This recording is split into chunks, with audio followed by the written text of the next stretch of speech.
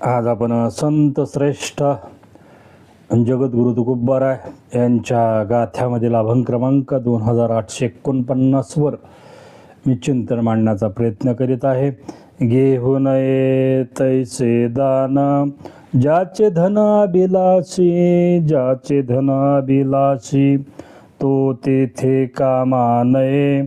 नरका जाय मनवणे, नरका जाय मनवणे विकी स्नान संध्या जप. करी तप पुढीलाचे, करी तप पुढीलाचे तुका मने दांभिक तो. नरका जातो स्वइच्छा, नरका जातो स्वइच्छा तो तेथे कामा नये. नरका जाय मनवणे, नरका जाय मनवणे. प्रथम मी संत श्रेष्ठ जगद्गुरु तुकोबाराय यांच्या चरणी साष्टांग दंडवत घालतो. सर्व साधू संतांच्या चरणी साष्टांग दंडवत घालून, पांडुरंग परमात्मा यांच्या चरणी साष्टांग दंडवत घालून माझ्या या चिंतनाला सुरुवात करतो.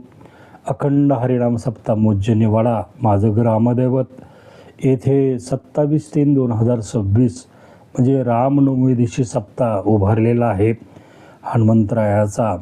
आणि आज सप्त्यामधला 6वा दिवस आहे. उद्या हनुमान जयंती आहे, म्हणजे हनुमंतरायाचा जन्म आहे. तर हनुमंतरायाच्या चरणी काय व्हावं, तर हा प्रश्न माझ्या मनाला पडला. म्हणून या अभंगावरील शब्दरूपी भावपुष्प हनुमंतरायाच्या चरणी माझ्या जीवनामध्ये मी वाहण्याचा प्रयत्न करीत आहे. महाराज अभंगाच्या पहिल्या चरणामध्ये म्हणतात, घेऊन ये तैसे दान ज्याचे धन अभिलाषी. कारण महाराज या अभंगामधून दान कुणाचं घ्यावं, दान कुणाचं घेऊ नये याच्याबद्दल बोलतात. कारण महाराज सांगतात की ज्याच्या अंतःकरणामध्ये द्रव्ये मिळविण्याची जब्बर अशी लालसा आहे, इच्छा आहे, मग तो धन कसं मिळवितो, मग तो धर्म अधर्म काही त्याच्या जीवनामध्ये मानित नाही. तो दान तुम्ही त्याच्याकडून घ्यायचं ठरविलं, तो काय करतो, अधर्मानं सर्व धन त्याच्या जीवनामध्ये गोळा करतो.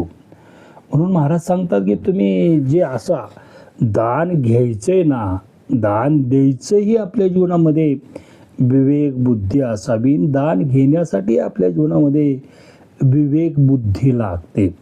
कारण जे अभिलाषी धन आहे ते दान संसारामध्ये कामाचं नाही, परमार्थामध्ये कामाचं नाही, व्यवहारामध्ये ते दान कामाचं नाही.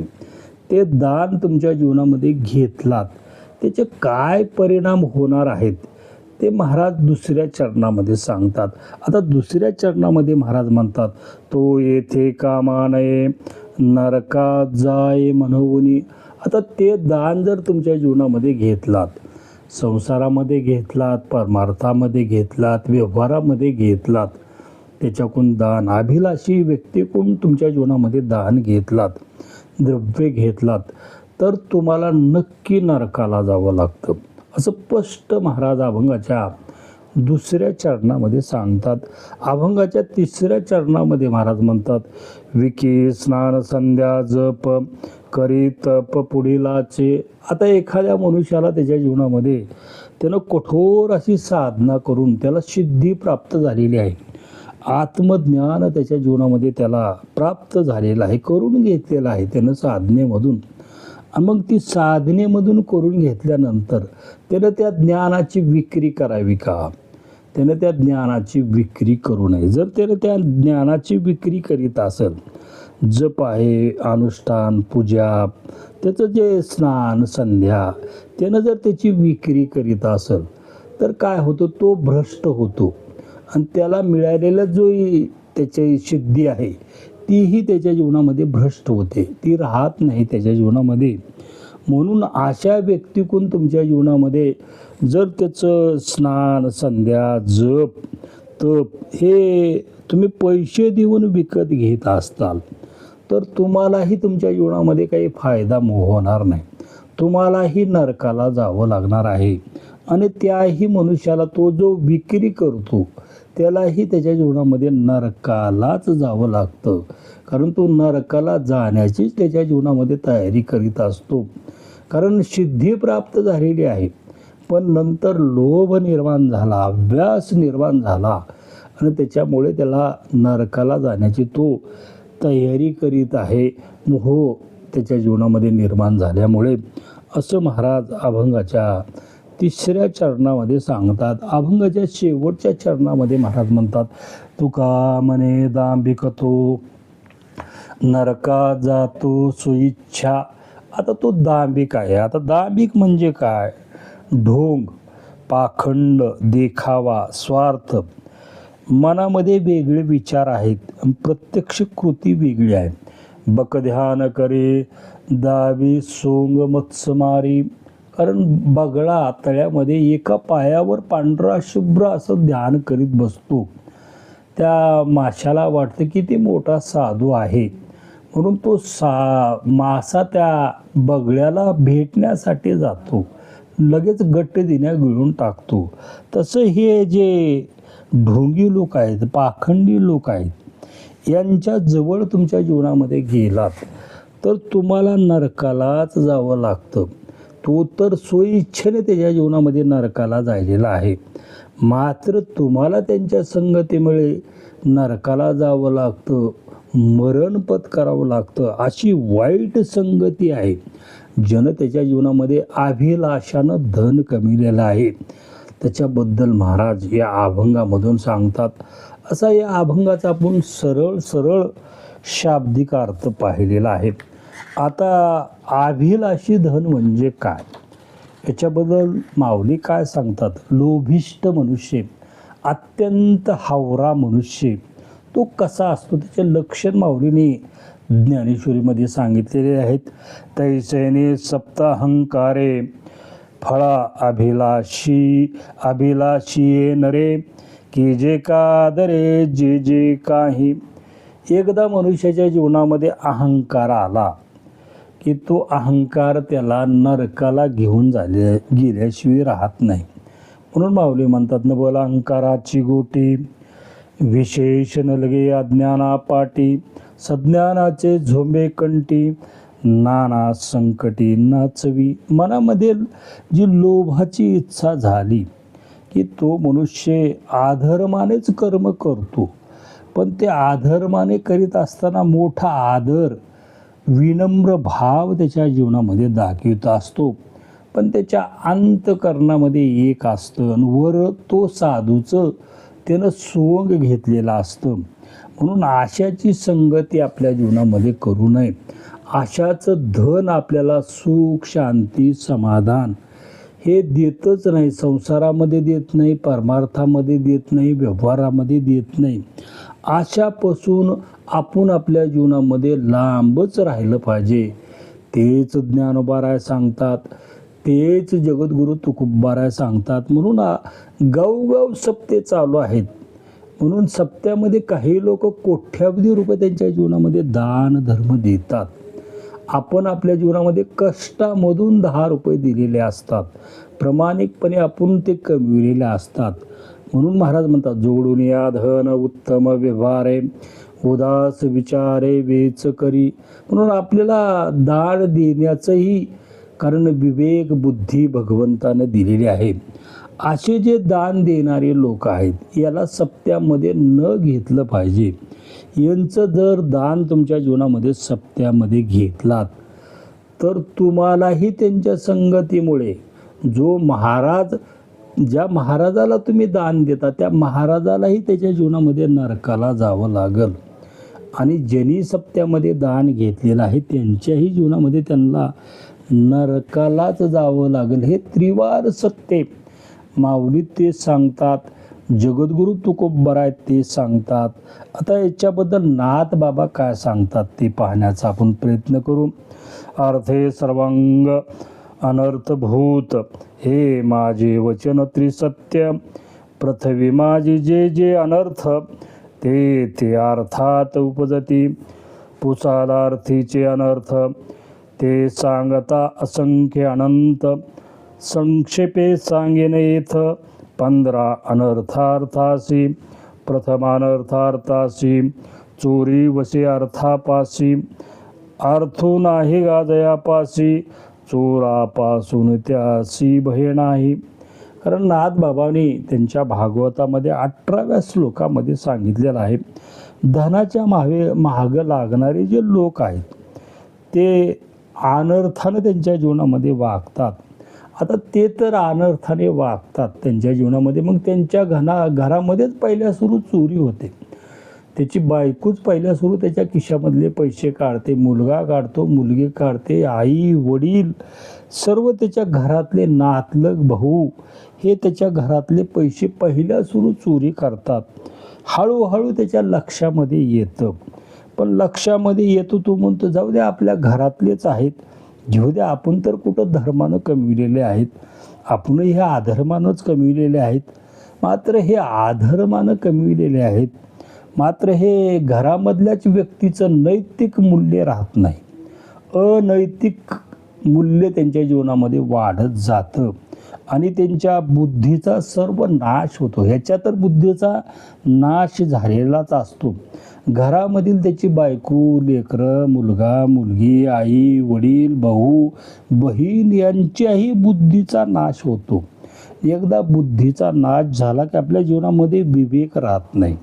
म्हणून नाथबाबा सांगतात, असं जे धन कमविणारे लोक आहेत त्यांच्या जीवनामध्ये मी सत्य बोलतो, हे त्रिवार सत्य माझं वचन आहे.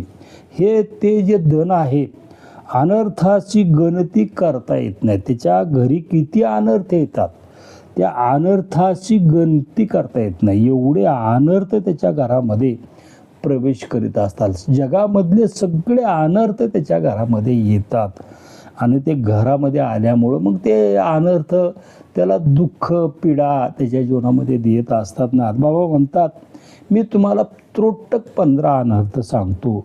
पहिला अनर्थ आहे त्याच्या जीवनामध्ये दुःख. सर्व प्रकारचे रोग त्याच्या घरामध्ये प्रवेश करतात. त्यामुळे राग, द्वेष, मत्सर, भय, तिरस्कार, चिंता, काम, क्रोध, मद, मत्सर, दम, अहंकार, संशय, खेद हे सर्व त्याच्या घरामध्ये प्रवेश केल्यामुळे सर्व कुटुंबावर त्यांच्या जीवनामध्ये मग लाखो रुपये तो दवाखान्यामध्ये घालतो, पण काही फरक पडत नाही. कोणीच सुखी नसतं. त्याच्या घरामधलं सुख, समाधान, शांती निघून गेलेली असते. सर्व घर पीडित असतं, सर्व घर त्याच्या जीवनामध्ये दुःखी असतं. मग काय करतो तो? असे बुवा बाजी जे असे महाराजाच्या मागं लागतो, ते काहीतरी मंत्र देतात, मग काहीतरी त्याला डोसक्यावरून हात फिरवतात, मग त्यांना लाखो रुपये देतो. मग ह्या देवाला जातो, त्या देवाला जातो, त्या देवाला दान देतो, ह्या देवाला दान देतो. सप्त्याला दान त्याच्या जीवनामध्ये मोठ्या उत्साहानं तो देण्याचा प्रयत्न करतो, पण त्याच्या जीवनामध्ये उत्साहच राहिलेला नसतो, आनंद राहिलेला नसतो. मग असं जे दान आहे ते दान त्या सप्त्याला घेऊ नये, संसारामध्ये घेऊ नये, परमार्थामध्ये घेऊ नये. असं दान तुमच्या जीवनामध्ये घेतलात तर तुम्हालाही नरकाला जावं लागतं. तुमच्याही घरामध्ये हे 16 अनर्थ आल्याशिवाय राहत नाही. हेच नाथबाबा सांगतात, हेच माऊली सांगतात, हेच जगद्गुरू तुकोबाराय या अभंगामधून सांगतात. असं या अभंगाचा आपण सरळ भावार्थ पाहिलेला आहे. याच्यावर मी एक उदाहरण देतो म्हणजे ते तुमच्या लक्षामध्ये येईल. उज्जैनचा राजा, कारण विक्रमादित्य अत्यंत शूर, अत्यंत पराक्रमी, अत्यंत दयाप्रिय, न्यायप्रिय, अत्यंत विद्वान, अत्यंत बुद्धिवान तो राजा. त्याच्या जीवनामध्ये त्याला 4 मुलं होते.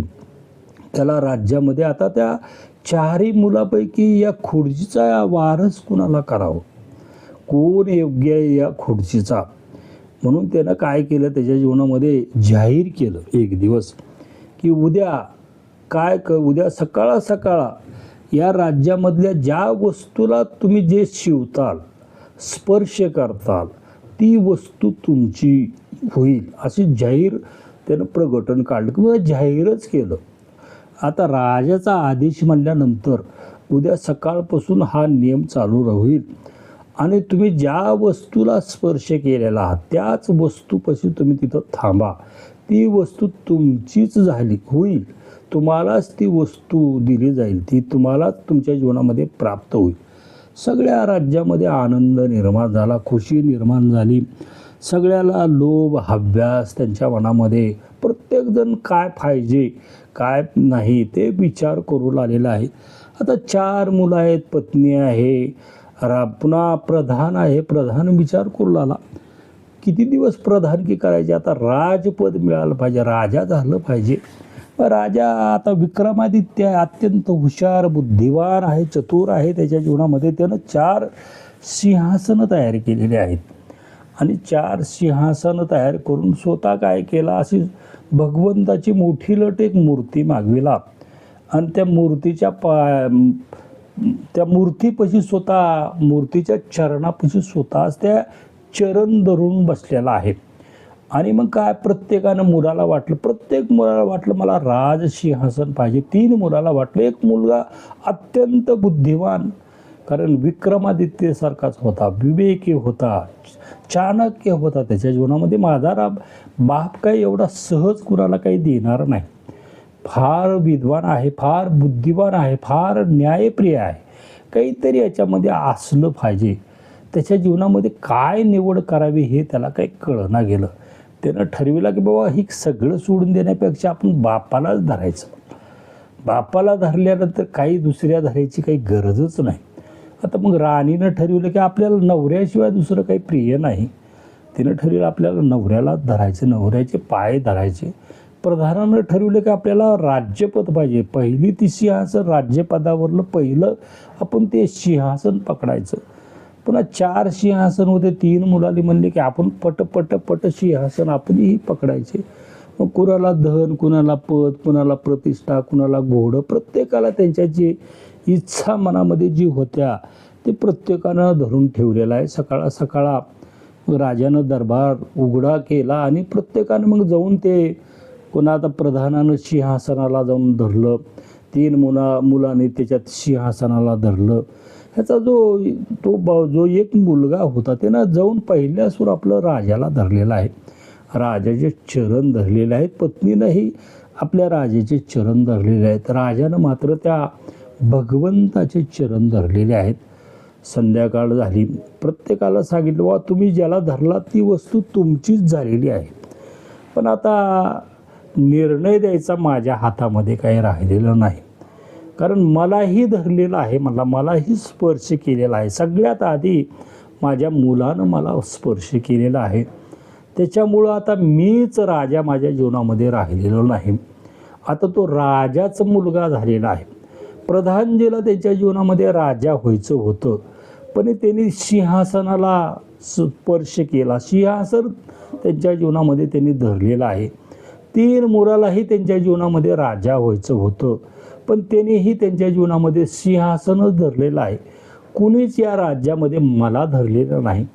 फक्त माझ्या एका मुलानं, छोट्या मुलानं मला धरलेलं आहे. मी मात्र कुणालाच धरलेलं नाही. मी त्या भगवंताला धरलेलं आहे. मला एक गोष्ट माझ्या जीवनामध्ये लक्षात आली, मनुष्याला कशाला धरावं, काय मनुष्याच्या जीवनामध्ये प्राप्त करावं हे मनुष्याला अजूनही त्यांच्या जीवनामध्ये त्यांना कळलेलं नाही.